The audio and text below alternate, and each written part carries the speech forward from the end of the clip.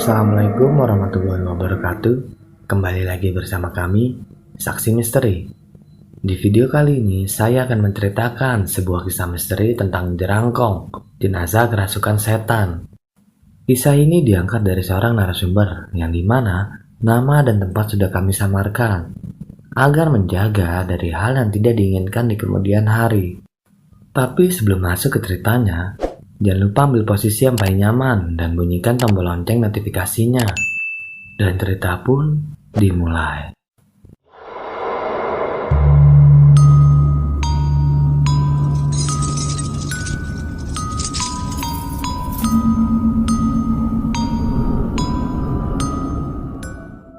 Ini kisah nyata berdasarkan dari pengalaman ayahku waktu dia masih remaja. Dulu ada seorang tetangga laki-laki yang meninggal secara tidak wajar. Waktu ia masih hidup, ia memuja setan untuk mendapatkan kekayaan dan kejayaan secara instan. Mungkin sepemuda ingkar janji dengan setan yang dipujanya. Di hari itu di rumah duka jenazah sedang diletakkan di ruang tamu depan. Dan para pelayat datang berdatangan, disambut dengan keluarga duka, dengan tangis dan berpelukan. Nama jenazah yang meninggal itu adalah Pak Panji, dan istrinya bernama Bu Ani. Pihak keluarga sedang menunggu Pak Mudin, tukang pemandi jenazah, datang. Dan tidak lama kemudian, Pak Mudin pemandi jenazah sudah datang. Segeralah langsung jenazah dibawa di tempat pemandian depan yang sudah disediakan pihak keluarga. Kemudian segera melakukan prosesi pemandian jenazah. Pemandian jenazah Pak Panji awalnya tampak biasa-biasa saja dan berjalan dengan lancar. Sampai selesai pemandian jenazah pun biasa-biasa saja. Tetapi, tiba-tiba saat jenazah diangkat, jenazah terasa sangat berat saat mau dimasukkan ke dalam rumah. Sampai yang membawa 12 orang baru bisa diangkat dan dimasukkan kembali ke dalam rumah untuk dikafani. Hari itu, waktu menunjukkan pukul 10 malam. Sementara di luar hujan gerimis. Jadi pemakaman dilanjutkan esok pagi.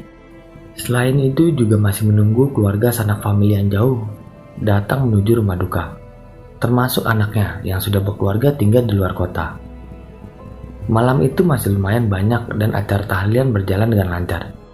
Sedangkan para ibu-ibu ada yang memasak di dapur untuk para pelayat dan membuat nasi buat besok para tamu yang datang, sehingga mereka memasak lumayan banyak. Dan hari pun sudah larut malam. Para pelayat pun satu persatu pulang bergantian, dan hanya tinggal sanak saudara terdekat saja yang masih menemani di rumah jenazah. Waktu itu Pak Panji punya keponakan bernama Alif yang berumur 5 tahun. Waktu itu sudah larut malam, dan si Alif disuruh tidur oleh ibunya. "Alif, tidur, ayo, sudah malam." "Ya, Bu." Alif pun berpura-pura tidur sambil memeramkan matanya. Ibunya pun tertidur pulas di sampingnya sambil mengelus-ngelus rambut si Alif. Tepat jam 2 malam, Alif belum tidur juga. Sementara semua orang sudah pada tidur dan ada juga yang melek tapi duduk di depan rumah. Tiba-tiba Alif mendengar suara berisik dari dapur seperti orang sedang memasak. Lalu Alif beranjak bangun dan turun dari kasurnya untuk mengintip di sela-sela pintu. Matanya terpana dan terheran-heran melihat pemandangan yang sangat menakutkan di dapur saat itu. Ya, Alif melihat jenazah Pak Panji dengan masih utuh memakai kain kafan yang berbentuk pocongan, dengan lahap yang memakan makanan yang di dapur. Hingga hampir seluruh makanan di meja dapur habis seluruhnya. Dan setelah memakan semua makanan yang ada di meja itu, jenazah Pak Panji kembali lagi ke tempat pembaringannya dan kembali mati seperti semula. Alif pun tampak biasa saja.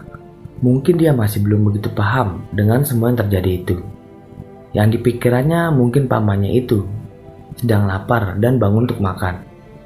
Lalu Alif pun kembali ke tempat tidurnya dan dia tertidur. Pagi pun tiba. Suara kokok ayam menemani pagi itu. Selesai sholat subuh, para ibu-ibu yang tadi malam memasak menuju dapurnya. Dan betapa terkejutnya mereka melihat di dapur makanannya semua sudah habis, ludes tak tersisa sedikit pun. Para ibu-ibu lalu pergi ke ruang tamu dan menanyakan siapa yang memakan semua makanan di dapur? Para pelayat dan keluarga yang di situ menjawab tidak tahu. Dengan geram dan jengkelnya, para ibu-ibu tadi kemudian kembali lagi memasak. Alif pun duduk di ruang tamu bersama bapaknya. Dan orang-orang pun pada bercerita membahas siapa yang memakan makanan sebanyak itu. Kebetulan, Alif pun di situ. Dia ingat semalam kejadian aneh itu. Lalu dia dengan polosnya berbicara sambil menunjuk ke arah jenazah Pak Panji yang sedang terbaring ditutupi kain kafan.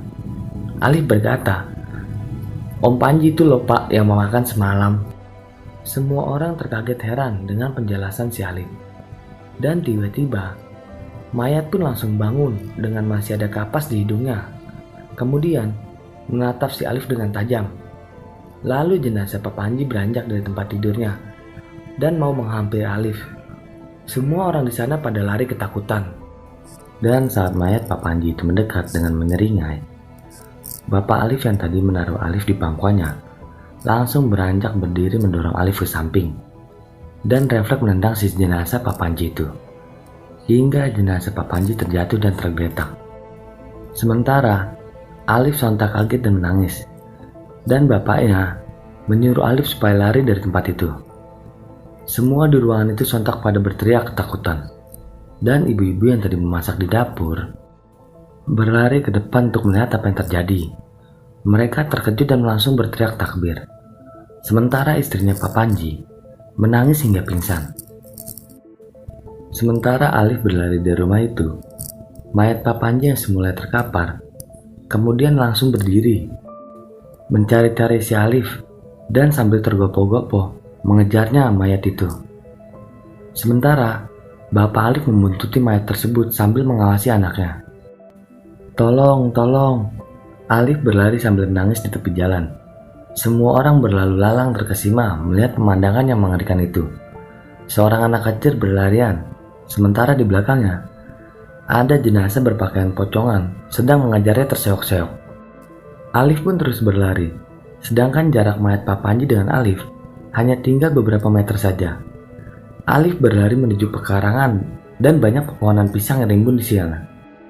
Tangan mayat itu meronta-ronta ingin meraih Alif, tapi anak kecil itu tak kalah gesit untuk menghindar dari tangan mayat itu. Hingga mayat Pak Panji hampir meraih leher Alif untuk mencekiknya dengan wajah yang sangat menakutkan. Hampir si Alif itu kena, tapi tangan mayat Pak Panji yang merangkul itu terhalang oleh pohon pisang. Sehingga mayat itu merangkul pohon pisang dan tiba-tiba diam dan mati. Semua orang berbondong-bondong mendatangi Alif. Bapaknya pun langsung memeluknya dengan sendu. "Alif, kamu gak apa-apa nak?" Alif hanya menggelengkan kepala kemudian menangis. Sementara orang-orang menghampiri mayat Pak Panji tersebut yang menempel di pohon pisang dan tidak bisa terlepas. Padahal banyak beberapa orang bersusah payah berusaha membantu melepaskannya, tapi tidak juga bisa terlepas. Hingga kemudian semua orang hampir putus asa. Akhirnya Bapak Alif memberikan anjuran supaya memotong pohon pisang itu. Kemudian terpaksa pohon pisang itu ditebang dengan keadaan dirangkul mayat Pak Panji itu. Akhirnya mayat Pak Panji itu dibawa dan digotong dengan keadaan merangkul songgok batang pisang. Di keadaan yang lumayan siang itu, lalu jenazah dimandikan ulang dan setelah itu disolatkan di masjid. Kemudian segera bergegas langsung dikuburkan, walaupun dengan menempel batang pohon pisang itu. Tapi salah satu warga ada yang tidak setuju kalau si jenazah Pak Panji dimakamkan di desa ini. Akhirnya salah satu Pak Ustadz di desa menuruti keinginan warga tersebut dan memberi saran agar dimakamkan di seberang kali saja. Di sana ada pulau kecil yang tidak berpenghuni dan lumayan jauh dari desa tersebut. Akhirnya istri Pak Panji dengan berat hati menyetujui saran Pak Ustadz tersebut. Lalu segera mayat itu dibawa dengan perahu bersama para pelayat ke pulau seberang. Kemudian dikuburkan dengan semestinya. Selesai acara pemakaman, para pelayat pun bersama-sama pergi menyeberang meninggalkan tempat tersebut. Begitupun keluarga Pak Panji. Istri beserta keluarganya merasa sesak dan sedih melihat Pak Panji meninggal dengan keadaan seperti itu. Kebetulan di situ ada Pak Ustadz yang bersama keluarga Pak Panji. Lalu Pak Ustadz bertanya kepada istri Pak Panji, Sebenarnya apa yang terjadi, Bu, hingga Pak Panji mengalami kematian seperti itu? Dulu suami saya mengikuti pesugihan, Pak. Dengan terisak Bu Ani menjelaskan. Lalu Pak Ustadz bertanya, di mana tempat Pak Panji menjalankan ritualnya itu semasa hidupnya. Kemudian istri Pak Panji memberitahu bahwa Pak Panji sering melakukan ritual di kamar belakang. Lalu Pak Ustadz meminta izin untuk membersihkan rumah Bu Panji. Kemudian istri Pak Panji menyetujui permintaan Pak Ustadz tersebut sambil berbincang-bincang di perjalanan. Kemudian keesokan harinya, Pak Ustadz datang ke rumah Pak Panji sambil membawa air doa sebotol penuh.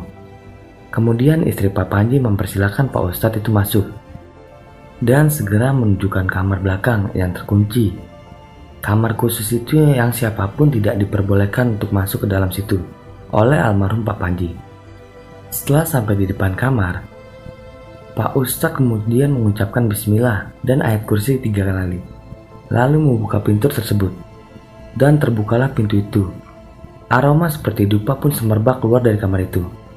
Di dalam situ, ada senampan sesajen dan bunga-bunga, serta wewangian dan kemenyan.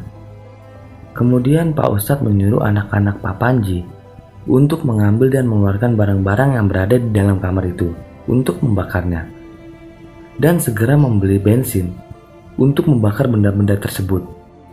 Lalu Pak Ustadz menyiramkan air doa dan membaca ayat suci Al-Quran, kemudian menyuruh membersihkan kamar tersebut. Dan sudah selesai Pak Ustadz menyarankan agar kamar itu diganti untuk dijadikan kamar sholat. Akhirnya keluarga Ibu Ani dan anak-anaknya sudah tenang. Dan anaknya memilih tidak ada yang meneruskan seperti ayahnya. 1 minggu setelah kematian Pak Panji, malam itu masih diadakan tahlilan bersama untuk 7 harinya Pak almarhum. Keesokan harinya, istri Pak Panji merasa rindu dengan suaminya dan ingin pergi berziarah untuk berkunjung ke makam suaminya itu. Lalu istri Pak Panji ditemani anak beserta keluarganya berangkat dengan naik perahu. Setelah tiba di makam Pak Panji, mereka terkejut karena melihat makam Pak Panji berlubang dan di dalamnya kosong entah kemana. Ibu Ani pun menangis ketika itu, dan akhirnya semua pasrah, membiarkan makam Pak Panji seperti itu.